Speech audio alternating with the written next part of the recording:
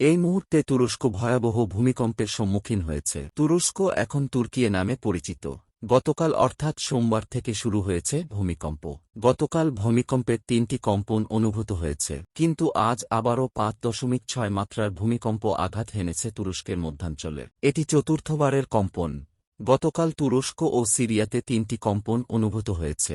প্রথম ভূমিকম্পের উৎপত্তিস্থল গাজিয়ান্টেপ প্রদেশের নুরদাগি জেলার কাছে, যা তুরস্কের দক্ষিণ-পূর্ব অংশে অবস্থিত, সিরিয়া সীমান্তের খুব কাছে। এখন ভূমিকম্পের উপকেন্দ্র হল পৃথিবীর পৃষ্ঠের সেই বিন্দু যা সরাসরি ফোকাস পয়েন্টের উপরে। ফোকাস পয়েন্ট হল পৃথিবীর মধ্যে এমন বিন্দু যেখানে প্রকৃত ভূমিকম্পের ক্রিয়াকলাপ ঘটে। ফোকাস পয়েন্টকে হাইপোসেন্টারও বলা হয়। আমি আশা করি আপনারা বুঝতে পেরেছেন ভূমিকম্পের উপকেন্দ্র বলতে কি বোঝায়। আরও একটি বিষয় যা আপনাকে বুঝতে হবে তা হল উপকেন্দ্রটি এমন অবস্থান যেখানে ভূমিকম্পের ওয়েভগুলি সবচেয়ে শক্তিশালী এবং যেখানে ভূমিকম্পটি সবচেয়ে শক্তিশালীভাবে অনুভূত হয়। এটি সেই স্থান যেখানে ভূমিকম্পের ক্ষয়ক্ষতি সবচেয়ে বেশি হওয়ার সম্ভাবনা রয়েছে। সুতরাং এই ভূমিকম্পের কেন্দ্রস্থল নুরদাগি অঞ্চলে বলে জানা গেছে। এই অঞ্চলটি সুন্দর ল্যান্ডস্কেপ ভিউ এবং মনোরম গ্রামাঞ্চল দ্বারা বেষ্টিত। উর্বর জমিতে তুলা, গম এবং বার্লির মতো ফসল চাষের সাথে কৃষি এই অঞ্চলে একটি প্রধান শিল্প। এখন আপনাকে যা বুঝতে হবে তা হল তুরস্কে ভূমিকম্প একটি নিয়মিত ঘটনা, কারণ দেশটি একটি সক্রিয় ভূমিকম্প প্রবণ অঞ্চলে অবস্থিত। তুরস্ক একটি অত্যন্ত সক্রিয় ভূকম্পন অঞ্চলে অবস্থিত যা এটিকে বিশ্বের সবচেয়ে ভূমিকম্প প্রবণ দেশগুলির মধ্যে একটি করে তোলে।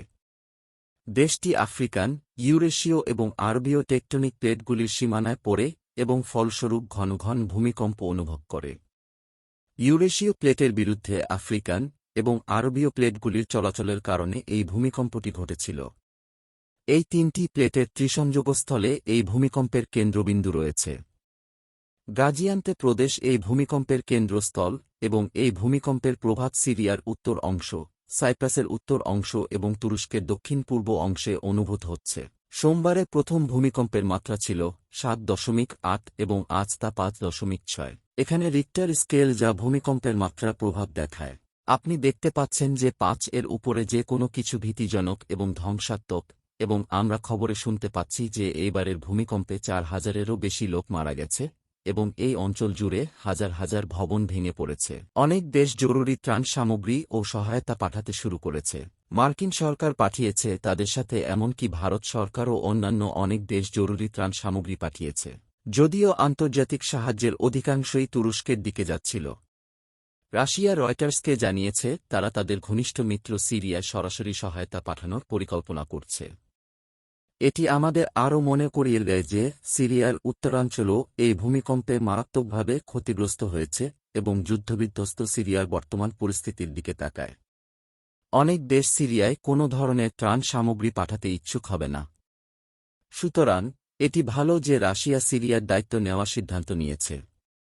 এখন টেকটনিক প্লেট সম্পর্কে গুরুত্বপূর্ণ বিষয় হল যে এটি কোনোভাবেই প্রয়োজন ছাড়া একদিকে অগ্রসর হয় না। এটাই যদি হয় আপনার মাথায় কি আসে তাহলে?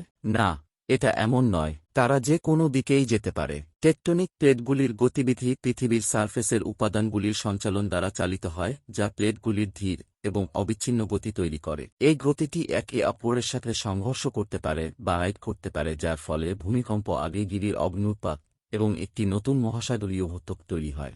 কিন্তু এই পরিস্থিতিতে আরব ও আফ্রিকান প্লেটগুলো উত্তর ও উত্তর-পশ্চিম দিকে অবস্থিত ইউরেশীয় প্লেটের দিকে ধাবিত হচ্ছে। এই ৩টি প্লেটের ট্রাইজংশন পয়েন্টটি এই ভূমিকম্পের ফোকাস পয়েন্টে পরিণত হয়েছে এবং পৃথিবীর পৃষ্ঠের ফোকাস পয়েন্টের ঠিক উপরে আপনি এই ভূমিকম্পের উপকেন্দ্র খুঁজে পাবেন। সুতরাং এটি তুরস্ক এবং সিরিয়ার ভূমিকম্পের পিছনের অজানা পুরো সংবাদ এবং গল্প। আশা করি ভিডিওটি আপনাদের কাছে তথ্যবহুল মনে হয়েছে।